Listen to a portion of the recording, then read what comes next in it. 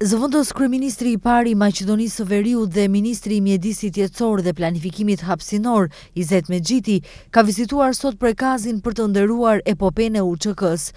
Gjatë vizitës, ai theksoi rëndësinë e kujtimit të historisë dhe lavdisë së luftës së UÇK-s, duke nënvizuar se ky moment është frymëzim për brezat e sotëm dhe të ardhshëm.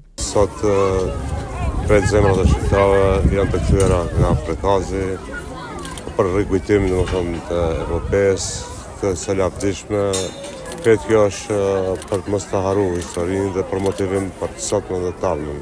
Shohim këtu gjeneratat fëmijët me uniformën e UÇK-s, pra të gjitha moshat, të gjitha trevat sot janë të kthyer dhe kryqëzohen këtu në Prekazin legjendar. Mexhiti foli edhe për arrestimet e veteranëve të UÇK-s, duke shpjeguar se çështja është ende e pasgjidhur për shkak të faktit që Serbia është pjesë e Interpolit, ndërsa Kosova jo. Ai theksoi se ende mbeten raste të hapura nga viti 2016 deri në vitin 2020 dhe po punohet për zgjidhjen e tyre. Kjo zgjatet me vite, për shkak se Serbia është pjesë e Interpolit ndërsa Kosova nuk është. Deri tash ka pasur 4 raste prej vitit 2016-2020, rasti Morina Dugolli, rasti i fundit, tash ky i fundit pra nuk është pjesëtar i UÇK-s, mirë po deri tash janë zgjedhur në mënyrë individuale, mënyrë si incidentale. Këtë periudhë pra po punojmë që zgjidhet edhe kjo çështje ka mbetur pra e pasgjidhur me të kaluarën, zgjidhet në mënyrë sistemore me modelin kroat, modelin sloven, që nuk mund zgjidhet me udhërheqës të ministrit të punëve të brendshme apo ndonjë formë tjetër. Ndryshe, prej datës 5 deri më 7 mars shënohet epopeja e ushtrisë çlirimtare të Kosovës.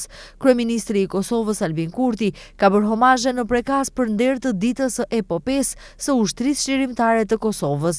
Ai kujtoi sakrificat e familjes Jashari dhe të gjithë luftëtarëve që dhanë jetën për lirinë dhe pavarësinë e Kosovës. 3 brezat të Jasharëve, 59 veta gjithsej, rreth gjysma gra e fëmijë, u flijuan me 5, 6 dhe 7 mars të vitit 1998 për çlirimin e Kosovës, për lirinë, pavarësinë dhe bashkimin.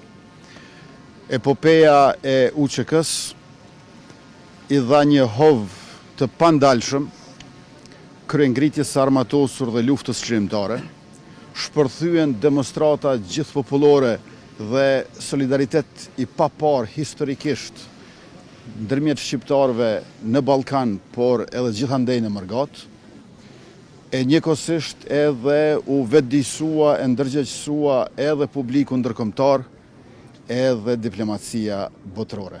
Epopeja e UÇK-s përfaqëson një nga momentet më të rëndësishme dhe dramatike në historinë e Kosovës, duke simbolizuar qëndresën heroike të popullit shqiptar përballë shtypjes dhe agresionit serb.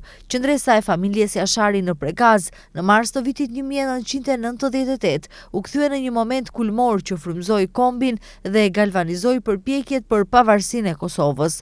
Gjatë kësaj epopeje, Adem Jashari dhe familja e tij dhanë jetën e tyre në mbrojtje të lirisë, duke e kthyer sakrificën e tyre në një simbol të bashkimit dhe vendosmërisë kombëtare.